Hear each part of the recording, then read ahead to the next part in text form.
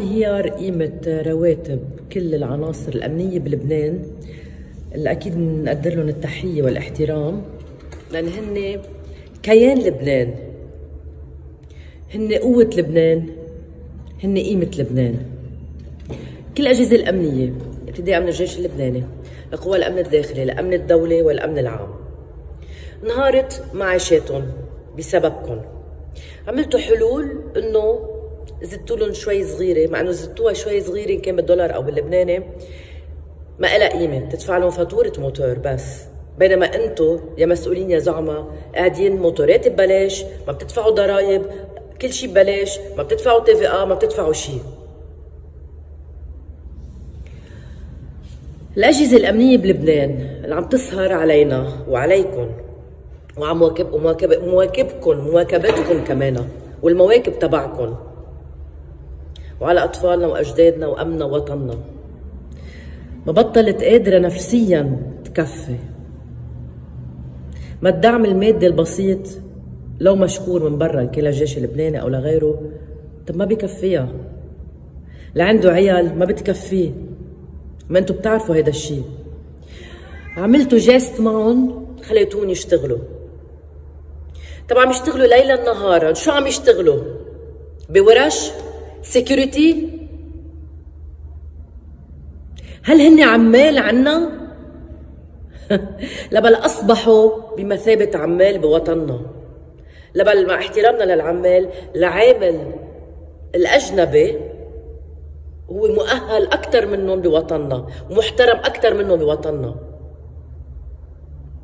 هيدا هو بداية انهيار الدولة اللي بسببكم انهاروا الأجهزة الأمنية. هلا كتر خير الله واقفين أمنياً على إجريهم بكفاءتهم بشطارتهم بالدورات اللي عم يعملوها. أكبر وأشطر أجهزة أمنية بالعالم طبعاً بنبلش بالجيش اللبناني والقوى الأمنية الأخرى بتدريباتهم بمهاراتهم بثقافتهم بشطارتهم وبنضالهم. بس انتوا عم تفشلون، لأن انتوا ما بدكن دولة، ما بدكن أمن، بدكن انهيار تام للشعب وللوطن وللأجهزة الأمنية. تفلتوا ليلا نهارا، تسرحوا تسرقوا، تغطوا الزعران، تغطوا الحرامية. ما انتوا بدكن هيك. بنرجع لرواتب المتقاعدين. طب مش عيب عليكم المتقاعد اللي عنده خبرة طويلة، هي لازم تستفيدوا من خبرته، تعينوه بأكبر المراكز، بالعكس ما تقبلوا يتقاعد، تستفيدوا من خبرته، من ذكاء، من مسيرته الطويلة الناجحة لينهض لبنان.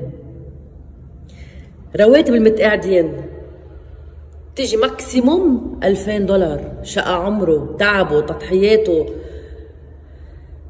سهره، القرف اللي كان عايشها. صارت أنجأ $2000، شو بتعمل له؟ في يفتح مصلحة فيها؟ في يشتري بيت فيها؟ في يأسس شيء لها؟ ليش في يشتغل شيء بعد هيدا العمر؟ لحدا بيقبلوا بهيدا العمر يشتغل شيء؟ ما هن الشباب ما عم بيلاقوا شغل، كيف الكبار بالسن الستينات المتقاعدين ما في يفتح شغل، ما في يتوظف، كيف يأمن حياته ومستقبله؟ بينما النايب والرئيس والوزير بيضلوا لأبد الأبدين يقبض معاشه، بينما في موظفين بالدولة وبوزارات عديدة مش موجودين، ما عم يحضروا، بعضهم عم يقبضوا. بالقطاعات الوهمية